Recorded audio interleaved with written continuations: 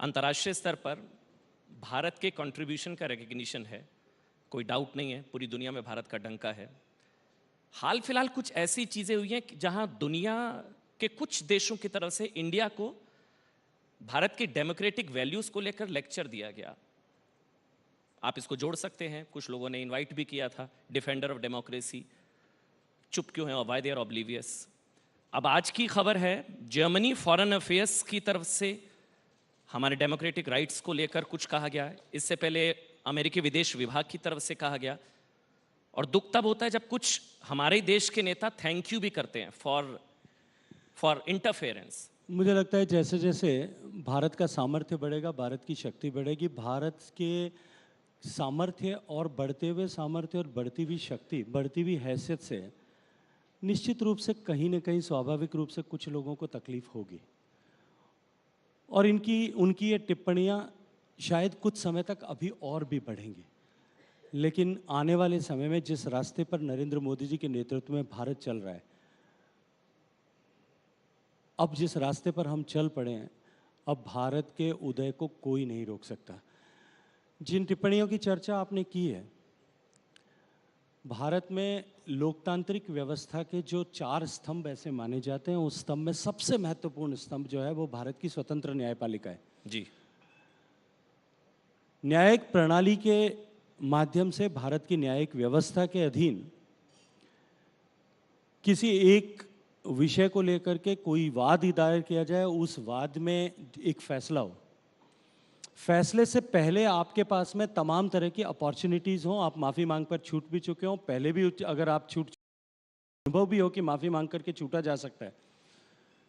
हो सकता है शायद ये डर कहीं जहन में होगा कि पिछली बार सुप्रीम कोर्ट ने ये कहा था कि आपको भविष्य में ऐसी गलती न करें, तो शायद उसका डर सता रहा होगा, उसके चलते, या मैं नहीं जानता कि किस प्रयोजन से माफ़ी नहीं मांगी गई। वो तो और उसके बाद में जब आपको सजा हो जाए और सजा होने के जो परिणाम है, उन परिणामों को, कॉन्सिक्वेंसेस को लेकर के फिर आप जो है उसको शहीद का दर्जा देने की कोशिश करें और उसको लेकर के कहीं सहानुभूति दुनिया के किसी से बटोर करके उनको धन्यवाद देने की कोशिश करें। मुझे लगता है कि इसी तरह की अपेक्षा है। जब देश के रिश्ते किसी दूसरे देश के साथ में तनाव में हो, तब देश की सबसे पुरानी पॉलिटिकल पार्टी और सबसे महत्वपूर्ण पद पर बैठे हुए व्यक्ति जाकर के उस देश के एम्बेसडर से गुपचुप जाकर के मुलाकात करें या उस देश के लोगों से जाकर के मुलाकात करें। इतनी बड़ी पॉलिटिकल पार्टी के इतने बड़े जिम्मेदार पद पर बैठे हुए व्यक्ति दुनिया के दूसरे देशों में जाकर के भारत के प्रधानमंत्री को अपदस्थ कर कैसे किया जा सकता है, उसके लिए सहयोग मांगे। मुझे लगता है कि उनसे इससे बेहतर अपेक्षा आप कर भी नहीं सकते। आपको लगता है सिंपैथी होगी इस चीज़ की?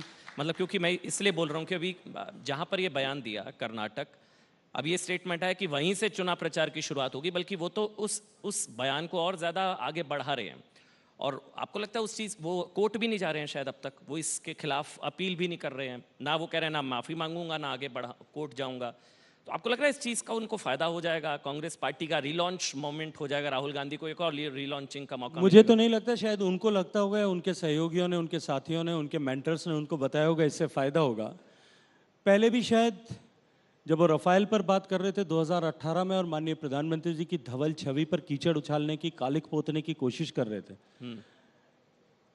कैग के द्वारा रोके जाने के बावजूद भी, कैग के द्वारा अपने वर्डिक्ट दिए जाने के बाद में भी, किसी भी संस्था को, इंस्टीट्यूशन को वो शायद ऑनर करते नहीं हैं।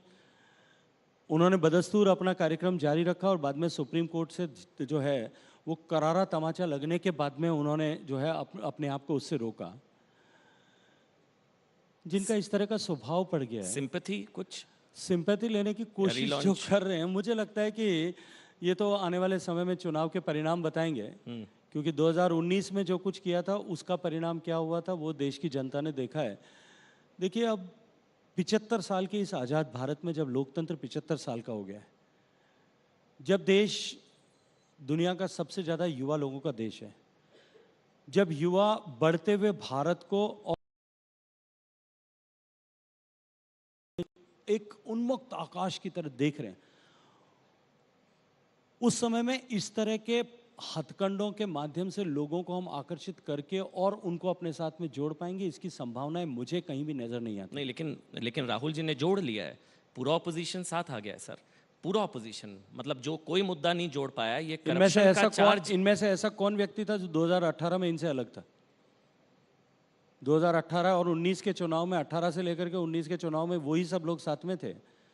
एक बार फिर सारी मोदी विरोधी ताकतें एक साथ होकर के भारतीय जनता पार्टी और मोदी के बढ़ते हुए उत्कर्ष को रोकने के लिए, जो भारत के उत्कर्ष के लिए काम कर रहे हैं उनको रोकने के लिए एक बार फिर साथ आई है। कोई नया विषय नहीं है। और भारत का इतिहास उठा करके देख लीजिए, जब कभी भी भारत का उत्कर्ष होने को हुआ था तब इस तरह की ताकतों ने एक साथ एकजुट होकर के प्रयास किए थे। राजस्थान पर आते हैं सर, अशोक गहलोत क्यों आपके पीछे पड़े हैं सर? मैं सीधा सा सवाल लेता हूँ। अभी वो फ़ोन टैपिंग वाला मामला आया, अभी वो संजीवनी वाला एक केस, उस पर आपके परिवार को घसीट दिया गया, आपने क्रिमिनल डेफेमेशन का केस फाइल किया अशोक गहलोत के खिलाफ। ये आप दोनों में क्या चल रहा है? गहलोत जी क्यों पीछे पड़े हैं सर आपके? देखिए, मुझे लगता है कि अपने दल में और दल के बाहर भी बढ़ने वाले लोगों को रोकना या बढ़ सकने की क्षमता रखने वाले लोगों को रोकना उनका स्वभाव है, उनकी राजनीति की का हिस्सा है। अपने दल में भी उन्होंने अपने एक साथी को कैसी कैसी उपमाओं से विभूषित किया था, मुझे लगता है मुझे उनका यहाँ उल्लेख नहीं करना चाहिए। उससे एक दो ज़्यादा कैप्स फेदर लगा करके उससे बड़ी कैप मुझे पहनाने की भी कोशिश उन्होंने की। मेरे साथ तो मेरे परिवार तक को भी घसीटने की उन्होंने कोशिश की। 2019 में जोधपुर की जनता ने जो मुझे प्यार दिया माननीय मोदी जी को प्रधानमंत्री बनाने के लिए, और अपने बेटे के, उनके बेटे के लॉन्च को जिस तरह से जमीन पर ला करके पटक दिया, आपने क्रैश कराया। 3 लाख के लगभग वोटों से हरा करके जोधपुर की जनता ने उन्हें आईना सच का दिखा दिया।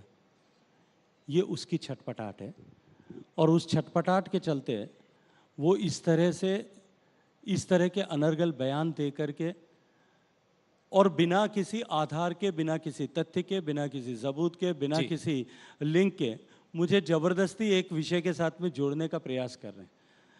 एक